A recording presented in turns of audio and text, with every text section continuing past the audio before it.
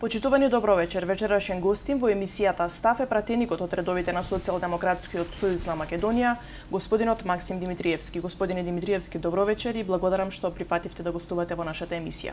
Добро вечер и на вас и на нашите сограѓани кои што вечерва не следат на ТВ+. Еве, да ги информираме граѓаните, првото интервју официјално со вас го имав дури за време на студиите и тогаш како човек одвоивте време сепак и за студенти ако се работеше и не ви беше проблем ниту тоа. Да, се сеќавам на тој момент. Голема благодарност и до вас што побаравте тогаш интервју од мене.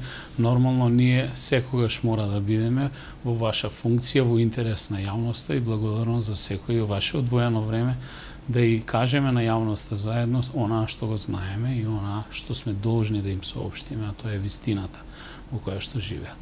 Ве благодарам. Централниот одбор на СДСМ ги комплетираше органите на партијата. Вие сте дел од извршниот одбор. Кои се следните очекувања? Еве, што очекувате од новите лица кои што се поставени во партијата? Па да, избравме старо-ново раководство. Проширивме бројот на подпредседатели на партијата од 4 на 6. Ке се бара многу поголема отчетност и одговорност од самите членови. Така беше најавено од премиерот, тоест председателот на партијата господинот Заев. Очекувањата се големи, онаа што го ветувавме во време на предизборието да го реализираме во целост и на вистина граѓаните да го почувствуваат што тоа суштински значи да се врати животот во Македонија. Не може Гордана Јанкуловска да биде носител на листа и министер, говореше вашиот лидер Зоран Заев. Со назначување на Оливер Спасовски за подпредседател на партијата, ќе се разграничат ли интересите на државата и СДСМ? Да, како што веќе видовте, значи, иако министерските позиции се всушност политички функции, на главните носители на политичките функции во политичките субјекти, господинот Спасовски со назначување на позицијата министер веднаш ретерираше на пониска партиска и политичка позиција во партискиот живот.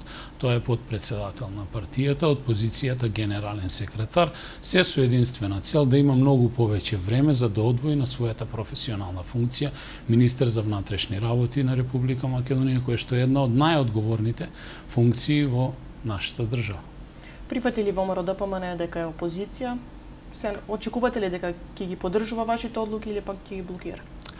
Па како што гледате веќе од 31 декември минатата година, кога беше конституиран парламентот, па до ден денешен ние се уште имаме невидена обструкција од страна на опозицијата, тоа е предводена од ВМРО ДПМН и за жал се уште не можат да се соочат со реалноста дека тие суштински се опозиција. Иако најавија конструктивно делување, во целост тоа ние не го чувствуваме и не го гледаме дека така функционира во Собранието на Република Македонија. Во континуитет се злоупотребуваа процедуралните забелешки за да се одолговлече времето во делот на изборите на конституирање на државниот апарат, почнувајќи од владата на Република Македонија, нејзините министри, заменици министри кои што конечно успеавме вчера да ги назначиме на тие одговорни функции и да продолжиме понатаму да ја конституираме власта со цел за да биде сервис на граѓаните и да се обиде во целост да го реализира тоа што беше ставено во предизборната програма на Социјалдемократскиот сојуз и нашите коалициони партнери. Но како и да е, времето поминува, сакале или не сакале, граѓаните рекоа, мнозинството граѓани рекоа на избори дека не и даваат поддршка на ВМРО ДПМН и нивните коалициони партнери и ќе мора да прифатат дека тие повеќе не се власт, што се однесува до останатото сите оние кои што во делот на претходното 11 годишно практикување на власта, каде што на ситен камен го дробија македонскиот граѓанин, сите оние одговорни лица кои што се огрешија пред законот, ќе мораат да одговараат и ние сме тука да го реализираме тоа во целост. Изминативе денови граѓаните имаа можност да прочитаат на што се трошеле пари високи функционери. се најавува и ребаланс на буџетот, ќе се скратат ли овие задоволства на функционерите, да кажеме? Да, секако. Новата власт, предводена од Социјалдемократскиот сојуз, планира да води едни реформски и рестриктивни политики, со кои што ќе покаже на јавноста дека може државата да функционира, политичарите да си ја вршат својата работа, затоа што се избрани како слуги на народот, а не да бидат во подредена состојба во однос на граѓаните, но првенствено со тоа што ќе покажат дека трошат многу помалку средства на непродуктивни трошоци во државата. Ние нема да одиме по правилото дека се што беше во минатото реализирано е лошо, туку спротивно на тоа, се што беше добро ќе го прифатиме и ќе продолжиме да го надоградуваме во интерес на државата и во интерес на граѓаните, но апсолутно нема да си дозволиме да се троши на чоколада, а граѓаните да немаат ни за леп. Се појави информации дека недостасуваат средства за пари во Министерството за одбрана и армијата. Да, Министерството за одбрана подолг временски период, веќе 8 години, е оставено самото на себе си. По онаа фијаско кое што се случи 2008 година и нашето неприфаќање како рамноправна членка во НАТО, тогашната актуелна власт почна заедно со своите коалициони партнери да шири одредена врста на евроскептицизм. Тоа го правеше преку своите медиуми кои што во континуитет добро ги плаќаше и одредени експерти кои што излегуваа во јавноста и го ширеа тој евроскептицизм. Граѓаните беа разочарани од таа одлука и сватливо е дека одреден дел од граѓаните тргнаа да размислуваат и поинаку. Но мора да се каже дека единствениот начин за понатамошниот развој, реален развој на нашата држава е токму полноправно членство во НАТО алијансата и во Европската унија. Ние сме, стратегиски определени како одговорна политичка елита која што е дојдена на власт да продолжиме потеркот на онаа што го правиме до 2006 година во делот на нашите НАТО аспирации. Тоа значи за да се биде членка на НАТО, сојузот првенствено треба да се исполнуваат одредени стандарди. Ако едно министерство за одбрана, кое што во минатото трошело некаде од 120 до 140 милиони евра на годишно ниво, буџетски пари, сега е спуштено на ниво под 90 милиони евра, вие не можете со тие средства да обезбедите да истото функционира нормално, што значи немате доволно средства за операции и за негово осовременување, бидејќи армијата мора да ги следи светските трендови во делот на опремувањето. За жал, денеска македонските војници се спуштени на самото дно во општеството. Тие не разговараат само за нова опрема, бидејќи таа ја нема. Тие разговараат за основна техничка опрема во делот на униформи, чижми, лична опрема и така натаму. Тоа е недозволиво. Да не говориме за сите они обврски кои што државата ги има кон професионалните војници, неисплатени дневници, патни трошкови, дежурства и така натаму. Ние во моментов правиме еден сеопфатен пресек на состојбите не само во Министерството за одбрана, туку и во сите останати министерства за да знаеме кај сме и каде треба дел од буџетските средства да упатиме. Секако тука, во делот на понатамошниот развој на одбраната како најбитен сегмент на нашата држава, бидејќи вие основните постулати за да изградите држава е народ, територија и организирана армија и полиција или власт. Да се постави нашата држава првенствено ќе мора да води особена сметка на овие два сегменти од општеството, а тоа е армијата и полицијата. Но не граѓаните да ја доживуваат армијата или полицијата како туѓа, туку првенствено да ја доживуваат како своја. За жал, овој режим кој што владееше 11 години, владееше со помош токму на тие инструменти на власта.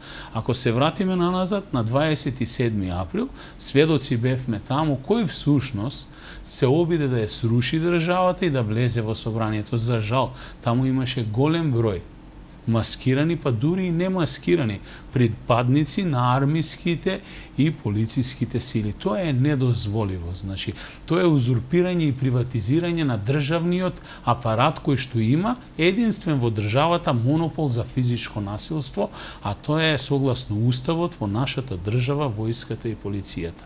Да, ќе го вратиме достоинството на армијата со тоа што ќе најдеме начини и средства како дополнително да isfinansirаме одредени проекти во Министерството за одбрана.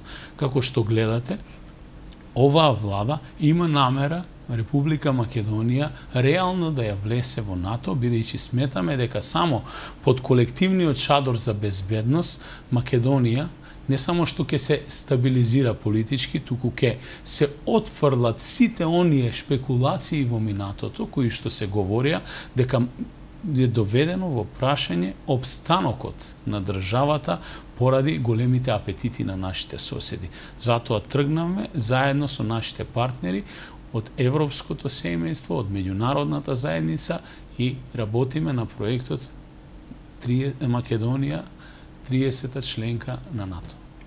Во тек е постапка за разрешување на јавниот обвинител, премиерот Заев најави дека истакна дека тоа е неопходно за да започнат реформите во правосудството. Искрено изненаден сум што всушност се уште господинот Зврлевски седи во јавното обвинителство.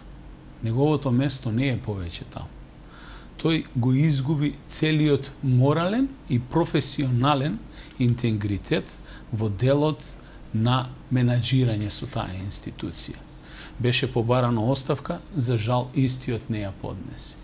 Со самиот акт во минатото согласно Пржинскиот договор, доколку господинот Зврлевски малку од малку разбираше што значи морал, по формирање на специјалното јавно обвинителство, истиот требаше да излезе пред македонската јавност и да каже дека сушност политичката елита, тогашната едногласно, дозволи да се формира едно паралелно обвинителство кое што ќе се занимава со гонење на организираниот криминал во државата и да си поднесе оставка.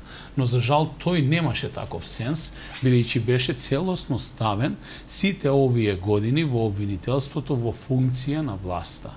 И тоа не само господинот Зврлевски, туку цел еден механизам, контролиран механизам во обвинителството и правосудството кој што ние имаме намера да го демонтираме. Господинот Зврлевски не си поднесе оставка до ден денешен, го чекаме да дојде на седница, на собрание, да ни објасни зошто и секако дека верувам дека мнозинството ќе одлучи да биде разрешен, да биде доведен на тоа место професионалец, човек кој што нема допирни точки со политиката, деполитизиран човек, кој што ќе го врати обвинителството таму кај што му е местото.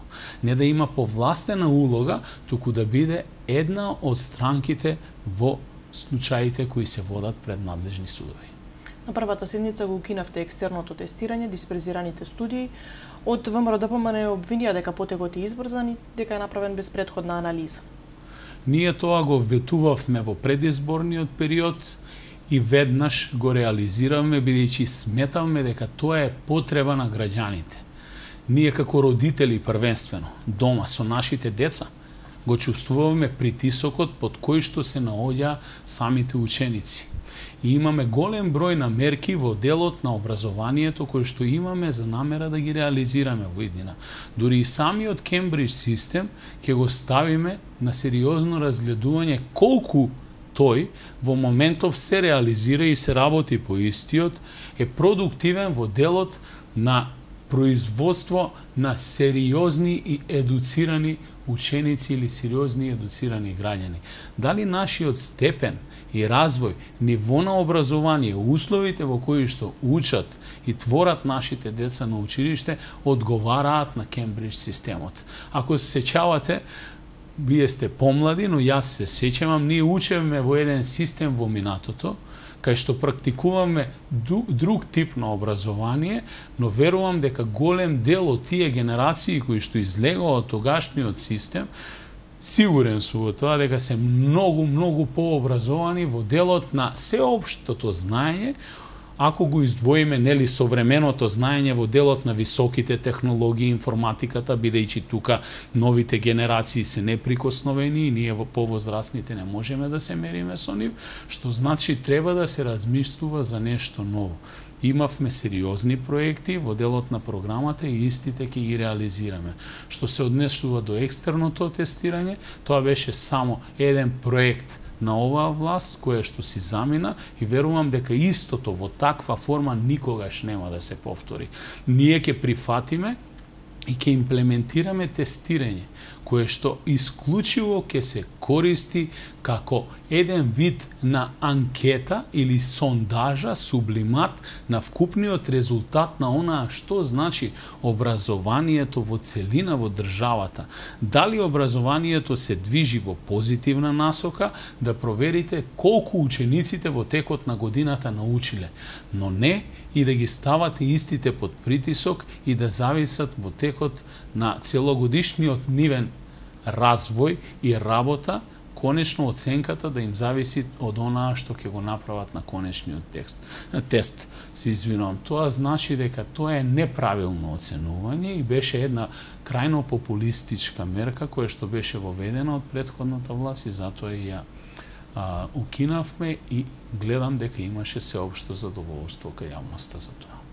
Во изборната кампања посочивте дека просечната плата до крајот на мандатот ќе изнесува 30.000 денари, додека минималната ќе биде 16. Остварливо ли е ова? Доколку сите работиме на тоа, остварливо е. Но ќе мора да се земат сите аспекти, да се разгледаат. Ние во моментов имаме нереален приказ на состојбите во државата. Почнувајќи од бројот на населението кое што живее во државата, завршувајќи со податоците кои што излегуваат од Заводот за статистика. Ние се уште живееме во држава во која што не знаеме, иако сме мала држава, по 2 милиони луѓе, се уште не знаеме колку граѓани живеат во Република Македонија. Немаме попис. Ке направиме попис, убаво ке се преброиме, и потоа ќе навлеземе во делот на онаа што значи сериозна статистика. А во делот на платите ќе изнајдеме начин да дојдеме до дополнителни средства по принципот оној кој што има повеќе ќе биде оданочен повеќе и ќе плати за оној кој што има многу помалку. На тој начин ќе се приберат повеќе средства во буџетот и истите буџетски средства ќе бидат вратени директно кај граѓаните. Нема да бидат вратени во џебовите на одредени компании кои што претходно беа фаворизирани од страна на владеачката структура.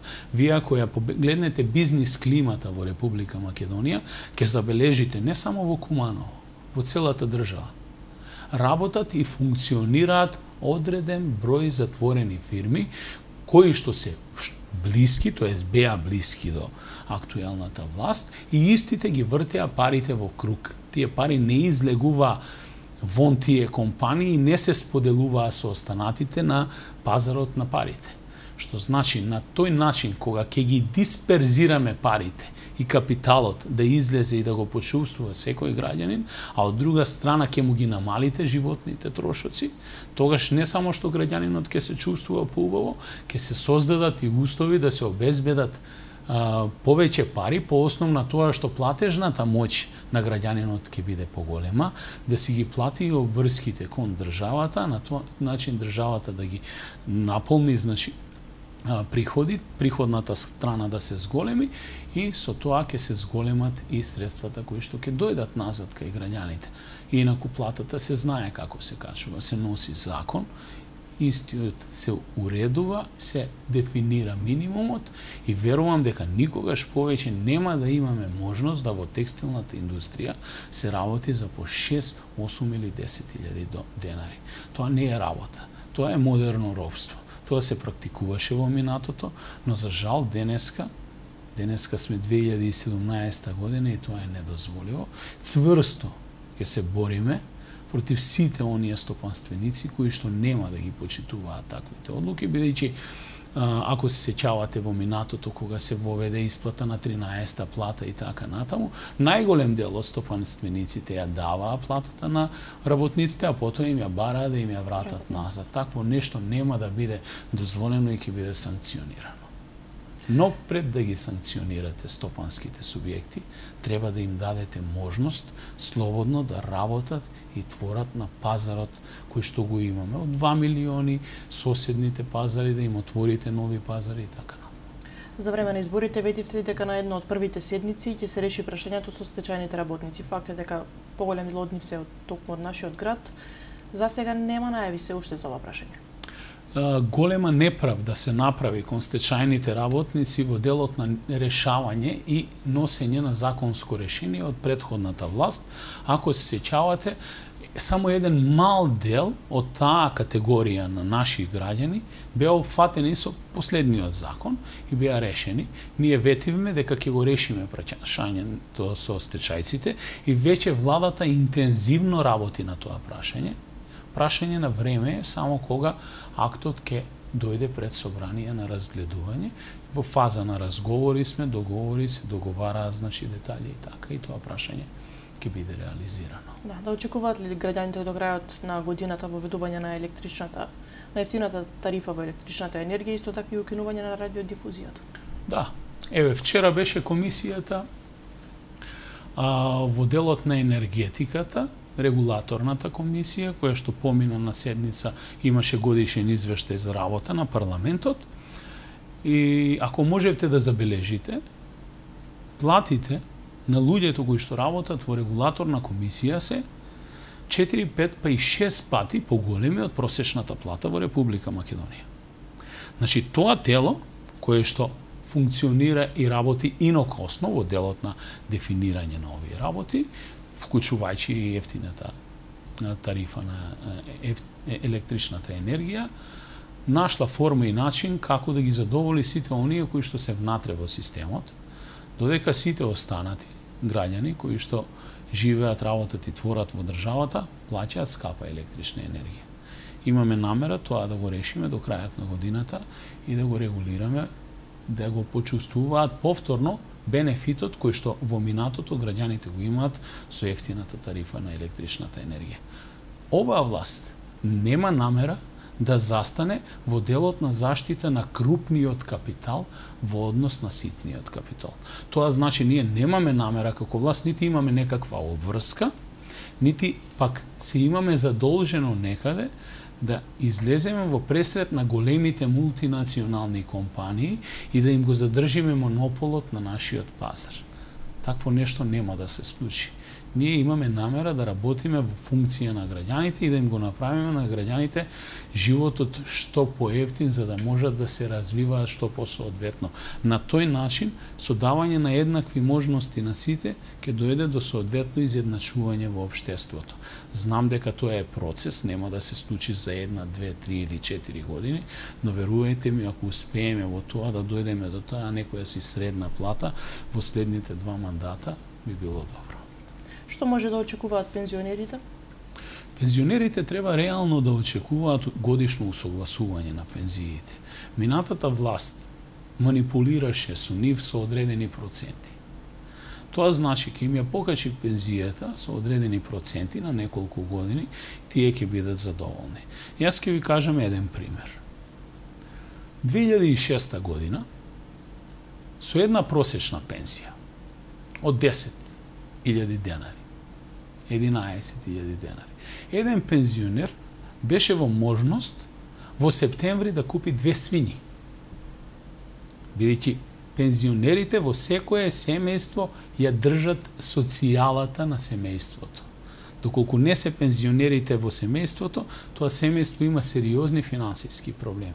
Континуиран приход доаѓа преку пензионерите кои што ги имаме во семејните заедници дома и тие го издржуваат генерално семејството покрај останатите членови. Денеска, ако земете една просечна пензија и одите во септември, ќе видите дека не можете да купите ни една цела свиња со истата пензија. А она власт се фалеше дека во континуитет ги покачува пензиите. Не е така.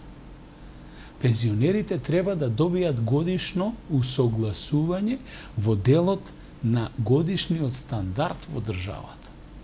Тоа значи, таа треба постојано да се покачува од година во година и да се усогласува со животниот стандард. Ако минатата година била 10.500 денари, оваа година треба да биде 11.200. Оваа го давам чисто како пример, како бројка, да не ме фатите за зборот. Но ние нема да манипулираме со пензионерите. Реално ќе им кажеме дека ќе добијат соодветно усогласување во текот на годината поврзано со годишниот стандард во државата. Изминатиот период на високи позиции во министерствата беа назначени и бројни активисти граѓански, но исто така и симпатизери, членови на одредени други партии, останували коалицијата на ставот дека не е важно и пресудно да се биде член и симпатизер на Социјалдемократскиот сојуз за да се добие работно место на висока позиција. Не само што остануваме на ставот, ние тоа и во пракса го покажавме. Ние имавме на нашите кандидатски листи за пратеници голем број на граѓански активисти, кои што буквално немаат никаква допирна точка со Социјалдемократскиот сојуз. Со тоа покажавме на дело дека имаме намера да направиме трансформација во општеството. Се извинувам и за прв пат, после многу години на политичката сцена на Македонија, се промовираше идеологија. Нашиот концепт не само што го поддржаа покрај политички субјекти и граѓански активисти, нашиот концепт го поддржаа и луѓе кои што припаѓаат на различни етнички заедници. За прв пат во Република Македонија граѓаните поверува дека има луѓе водени од човек кој што веруваше во идеологија дека Македонија треба да биде општество за сите граѓани. При тоа не делејќи ги на ваши и наши како што беше во континуитет наметнувано во минатото. И истиот концепт доби поддршка. Самиот показател дека немакедонските етнички заедници, тргнувајќи првично од албанската етничка заедница, па потоа турската, ромската и сите српската останати етнички заедници, кои што дадоа голема поддршка на концептот на Социјалдемократскиот сојуз, ми дава за право да верувам дека тој тренд ќе продолжи и во делот на поделбата на извршна власт. Погледнете го составот на владата. Погледнете ги луѓето кои што се анимирани да работат во владата. Секретарот на владата нема никаква допирна точка со политичките партии. Првиот соработник на премиерот. Тој тренд ќе продолжи да го негуваме и да следи, бидејќи премногу е поделено нашето општество на СДСМовци и ВМРО-вци. Значи, знам дека преголеми се очекувањата на партиските војници, особено на луѓето во Социјалдемократскиот сојуз. Но ние ќе се водиме првенствено од квалитетот и онаа што ќе се понуди како решение. Секако дека ќе дадеме можности на сите. Но веруете ми дека овој тренд кој што отпочна нема да дозволиме да запре тука. Секој граѓанин во оваа држава ќе добие еднакви права и можности. За жал, рак рана на општеството е вработување и затоа и младите луѓе не ни заменуваат надвор. Јас гледам како сме дојдени на позициите, одговорни позиции, сега сме веќе власт. Барањата за средби се поголеми и поголеми од граѓаните. Секое второ прашање е вработување. Ке мора да го кренеме стопанството, доколку сакаме да ги прифатиме сите оние луѓе кои што не се вработени во моментов. А во нашава општина реално ги има некаде околу 28.000 граѓани. Тоа што статистиката кажува нешто друго, што се бришат луѓе фиктивно од евиденција, се повикуваат да одат на работа во другите градови кај што нема логика затоа што платата е многу помала од трошоците патни кои што изнесуваат за еден човек да оди да работи во Кавадарци, и на тој начин се бришат од Заводот за вработување, тоест Агенцијата за вработување од евиденција и се намалува фиктивно бројот, значи тоа не е реалната состојба.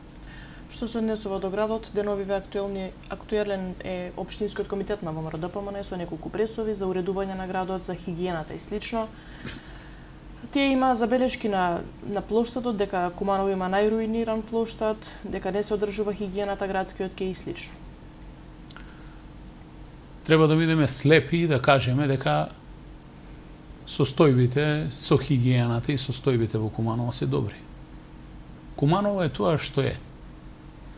Треба да се запрашаме зошто дојдоа работите до тука. Во Куманово не можам да речам дека не се реализираат проекти. Но суштински имаме сообраќаен хаос. Хигиената е на многу ниско ниво и мора урбанистичкиот хаос и сите останати работи кои што се случуваат во градот се дополнително оптеретување за граѓанинот и за секој од нас во делот на едно модерно и урбано живење. ВМРО ДПМН првенствено треба да се обвини самото себе си, затоа што за 11 години власт ВМРО ДПМН нема една шајка закована во градот. Нема еден сериозен проект реализирано од позиција на централна власт. Последно нешто што реализира, тоа беше донацијата кај спортската сала за двете тениски игралишта и за да се реализира тој проект им беа потребни 8 години. Паралелно со тоа, општина Куманово, заедно со своите граѓани, со сопствени средства, изгради градски базен, изгради 2 спортски сали, модерни спортски сали, училишни спортски сали со трибини, атлетски полигон и голем број на други инфраструктурни проекти. Но факт е дека додека не се реши главниот проблем, а тоа е генералниот урбанистички план, и градот не се профилира урбанистички со отварање на нови градежни зони, кај што градежните активности од централното градско подрачје ќе се префрлат во одредени други нови урбани делови на градот, тешко ќе се среди хигиената и тешко ќе се среди сообраќајниот хаос. Факт е дека на Куманово му се потребни многу нови катни гаражи, нов сообраќаен план, кој што не само да се најавува, туку суштински треба и да се реализира, бидејќи јас за истиот слушам веќе 4 години и нема ништо од него, кај што ќе се регулира, значи, сообраќајот, бидејќи Куманово има конструкција за некаде од 10 до 12.000 возила. За жал, Куманово веќе одамна е помина бројката над 30.000 моторни возила. Ако погледнеме, ние тротоарите ги имаме трансформирано во паркиралишта. И сега, колку е одговорноста на општината, исто така е одговорноста и на несовесните граѓани кои што своите возила ги паркираат кај ќе стигнат. Од друга страна, ако погледнете, луѓето разбирливо е, немаат кај да ги паркираат возилата. Но дојде до трансформација на гаражните простори во секој стамбено индивидуално домување, во секоја куќа, кои што се преадаптираа во дуќани, дополнителни простори. Сега ретко кој поседува гаража кај што уредно го паркира возилото. И видете, тоа се навики. На тоа ќе мора сите заедно на таа едукација во иднина да работиме, да ги убедиме граѓаните дека е тоа општо корисно за сите, да ги отстраниме возилата од јавните прометни површини, првенствено од пешачкиот простор и да му обезбедиме на граѓанинот слободно да се движи на неговата сообраќајна површина, пешакот да може слободно и безбедно да се движи. Сите тие обвинувања на ВМРО ДПМН се крајно политизирани во дел на ловење на ефтини политички поени. Бидејќи кога бев председател на Совет, многу пати се сретнував со факт како председател на Совет гласам негативно за одредено урбанистичко решение, а целата опозиција ја гледам како гласа позитивно за соодветно урбанистичко решение. За жал, сите урбанистички решенија во градот, кои што создадоа рак рана во нашата општина, беа овие 4 изминати години поддржани од опозицијата.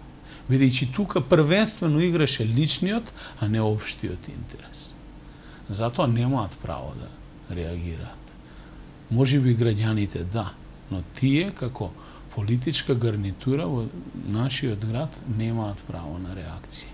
Бидејќи Тие само дадоа допринос да Куманово личи на онаа што е денеска со континуираните блокади, финансиски блокади на општината, кои што ги правеа од позиција на централна власт, сакајќи да прикажат дека локалната власт е неспособна, предводена од Социјалдемократскиот сојуз, а тие се способни. Па исклучува вода на граѓаните, се сеќавате со сите проблеми со вода, водостопанство не даваше вода, сирова вода до фабриката за прочистување на води во водовод, финансиските блокади, фамозните судски пресуди кај што беа огромни средства симнати од контото на општината и дадени реализирани во приватни џебови на поединци кои што се блиски до ВМРО и така натаму и така. Голема неправда доживеа општина Куманово во делот на практикување на власта од страна на ВМРО-ДПМН на централно ниво. И ние имаме намера како централна власт да му вратиме за тоа на Куманово и да му дадеме одредени субвенции. Токму тоа е следното прашање, што може да очекуваат кумановци од новата власт? Па првенствено најдобро е кога власта ќе се спои. Тоа значи кога имате власт од иста политичка гарнитура на централно и на локално ниво. Може би тоа е несвојствено, но праксата кај нас овие 11 години покажа доколку имате општина со која што менаџира опозицијата, тогаш е лошо за вас како граѓанин и ќе трпите. Сите предизборни ветувања и на митингот во нашата општина од страна на сегашниот премиер господинот Заев беше ветено дека за сите неправди кои што му беа направени на Куманово, новата власт ќе даде одредени репарации на општината и директно ќе помогне. Како? Со директни капитални инвестиции кои што ги реализира во нашиот град. Веќе се разговара на таа тема и верувам дека веќе во 2018 година ќе следат конкретни имплементации на одредени проекти, но сега не би сакал да шпекулирам. Како пратеник вие зашто најмногу ќе се заложите, што му е најпотребно на Куманово во моментов? Искрено жалам, имам во парламентот колеги од Куманово, кои што еве вчера се пофалија, некои од нив се веќе и 15 години пратеници. И Куманово со тоа делување на пратениците не доби ништо. Не успеа една наплатна рампа, која што се гради, да ја поместат 1 километар подолу, барем во Скопје кога одиме од Куманово, за Скопје да не плаќаме 2 путарини. Ние сме единствени во државата, кои што во моментов плаќаме и за жал ќе плаќаме согласно новиот проект кој што го уреди старата влада за изградба на таа патарина, популарно нарешено на мачја глава, 2 пати во една насока и 2 пати назад. А при тоа да поминуваме и само една кратка дестинација низ еден град. Моите колеги не направија ништо, но се таму 15 години. Јас првенствено сакам да кажам дека ќе дадам еднакви можности и еднаков третман на сите граѓани. Ќе бидат сослушани, слободен сум за идеи и сите закони кои што ќе бидат имплементирани во делот на секојдневното живење на граѓаните, првенствено ќе бидат 2 пати пресметани од моја страна. Што таа моја одлука со кревање на рака ќе значи директно за граѓанинот на општина Куманово и на сите наши граѓани во државата.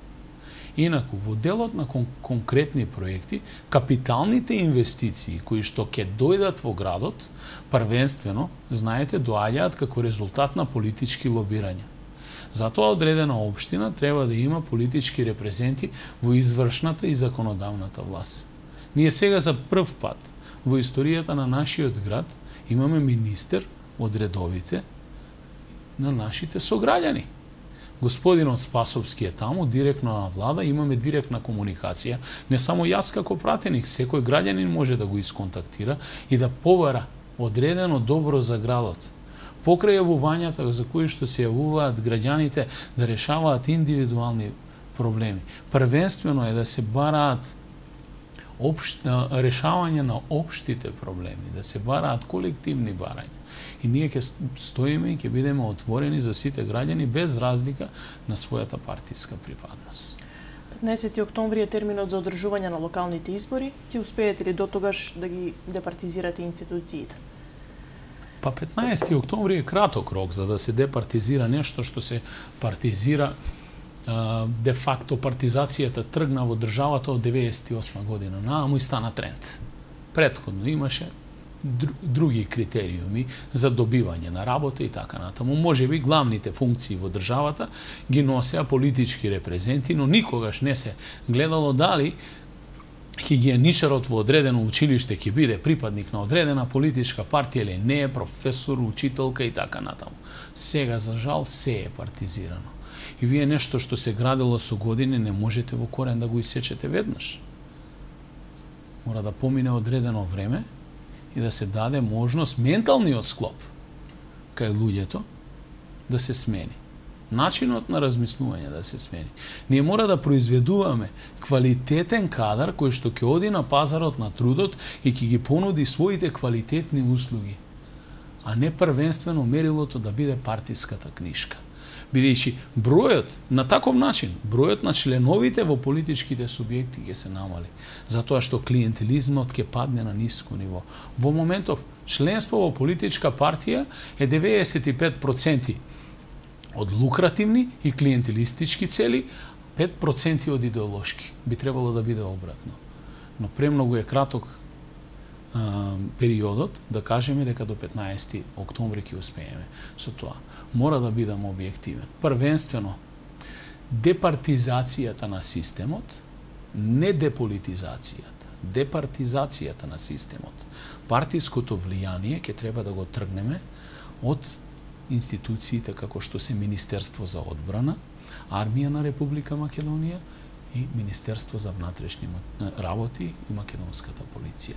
Сега во моментов тоа е конгломерат на партиска хиерархија. Имаме многу случаи кај што граѓаните се обесправени во делот на настапување на нашата полиција. Таму правда нема, таму истрага нема, едноставно се спроведува словото на партијата. Тоа не смее да биде така и Спасовски има обврска да го реши тој проблем. Задоволни ли сте од функционирањето на општинската организација во Куманово? Можни ли се промени? Па факт е дека направивме победа во Куманово. Партиската организација е таа која што е. Го следи едноставно трендот на политичкиот живот во државата и политичкото организирање. Секогаш може многу подобро, но направивме победа на избори. Што значи дека одреден тим на луѓе во делот на штабот, во делот на изборната кампања, направиле одредена кампања која што вродила со резултат. Но првенствено истиот резултат се должи на волјата на граѓаните да дадат поддршка на левата опција и на Социјалдемократскиот сојуз, и јас во оваа прилика се заблагодарувам на сите наши сограѓани од нашата општина кои што имаа храброст и покрај сите притисоци да излезат јасно и гласно и отворено да дадат поддршка на Социјалдемократскиот сојуз, со тоа да дадат можност да направиме промени во нашата држава. Но пак ќе кажам, општинската организација ќе мора да претрпи одредени освежувања во делот на носење на нов кадар, во делот на она што значи континуитет, да ги запази и да ги испочитува сите наши поранешни кадри, да се спои младост и искуството и да продолжиме понатаму во делот на поодговорно однесување со функциите кои што ќе ги добиеме во партијата. Бидејќи сега сме власт на централно и локално ниво и немаме простор за никаква грешка. Сметате ли дека во моментов премногу простор е оставен на помладите? Имаме многу млади, додека старите се во сенка. Се користи искуството од старите, но мора да признам дека не секогаш младите ги слушаат старите. Иако се шпекулираше дека ќе бидете дел од Министерството за одбрана, тоа не се случи. Моментално се шпекулира дека партијата ве чува за кандидат за градоначалник на Куманово.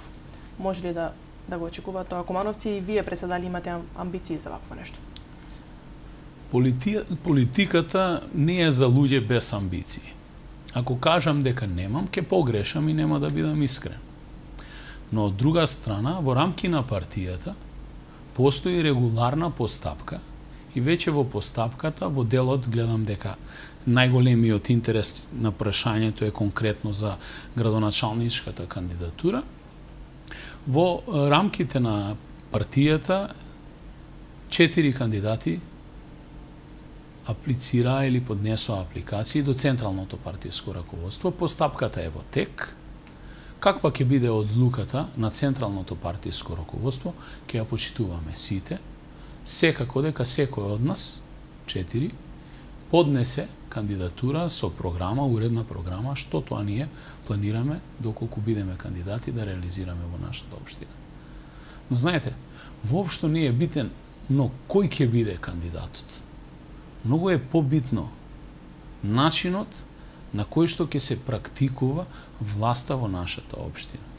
Видите, нас општината не ни е оставена во наследство. Општината да ја водиме, довербата ни ја даваат граѓаните. Кога ќе ги убедиме граѓаните дека ние политичарите, ние кои што ги бараме функциите, сме еден реален и вистински сервис на граѓаните. Секогаш сме им во функција, секогаш сме им достапни. Немаме механизми да ги решиме сите проблеми, бидејќи проблемите се големи, многу, се влечат многу години. Но односот кон граѓаните и отчетноста и одговорноста е најбитното нешто. Верувам дека анкетите и анализите кои што ќе следат во идниот период во делот на јавното мнение и на кого граѓаните на нашата општина ја даваат својата доверба, ќе резултираат и со конечната одлука на Централното партиско раководство на кога ќе му ја даде таа доверба. Во делот на Министерството за одбрана, јас ја водам и сум председател на партиската комисија за одбрана, но тоа не значи дека по дефолт ќе бидам од позиција министер во сенка на позиција реален министер во влада, бидејќи оваа решение со кое што излезе Социјалдемократскиот сојуз за Радмила Шекеринска да биде министер за одбрана на Република Македонија, за мене само представува чест. Еден таков политичар од еден висок ранг да му се даде обврска и задача да води едно вакво министерство кое што е спуштено на самото дно во општеството, а треба да биде на пиедесталот, за мене има големо значење, а верувам и за граѓаните, бидејќи на тој начин се дава значење на самото министерство и убеден сум дека Министерството за одбрана дополнително ќе се развива, а да не зборуваме за нејзините квалитети и делот на нејзините познавање во делот на меѓународната политика. Гледате дека на агендата на владата првенствено е ставено членството во НАТО и Европската Унија и верувам дека нејзиното големо искуство ќе биде искористено во таа насока дополнително. За крај, дали очекувате победа на локалните избори? Да, апсолутно. Социјалдемократскиот сојуз ќе победи на локалните избори во Куманово со тоа што ќе излезе со сериозни кандидати на листа за советници, со луѓе кои што ќе имаат кредибилитет, ќе бидат докажани во работата и ќе бидат познати на јавноста, но ќе излезе и со голем број на нови луѓе на кои што ќе им даде за прв пат шанса да се докажуваат. Во делот на кандидатите истото правило ќе важи, но првенствено ќе мора да бидеме на изборите многу поискрени со граѓаните. Ние немаме намера на овие избори да даваме празни ветувања. Ќе одиме, како што одевме на последните избори, ќе разговараме со граѓаните за проблемите и реално и објективно ќе кажеме што тоа ние како следна локална власт ќе можеме да реализираме во нашиот град. А првенствено и суштествено ќе биде и поддршката од страна на централната власт. Верувам дека повторно кумановците, нашите сограѓани, ќе можат да ја препознаат разликата од реално остварливи планови и популистички проекти. Бидејќи ако се сеќавате во минатото, имавме голем број наветувања од страна на власта, предводена од ВМРО ДПМН, кај што гледавме грандиозни проекти, но истите беа на хартија, на 3D симулации и така натаму, но за жал реално ги нема никаде и секаде кај што ќе чепнеме гледаме дека се купишта на криминал. Тоа нема да си дозволиме Социјалдемократскиот сојуз да го прави како власт, а на локално ниво граѓаните ќе знаат, верувам, да го препознаат тоа. Господине Димитриевски, ви благодарам што одвоивте време и што вечерва бевте наш гост. Ви благодарам и на вас, ми беше чест да бидам тука со вас. Поздрав до гледачите. Почитувани, тоа беше се за вечерва, останете на Телевизија Плюс.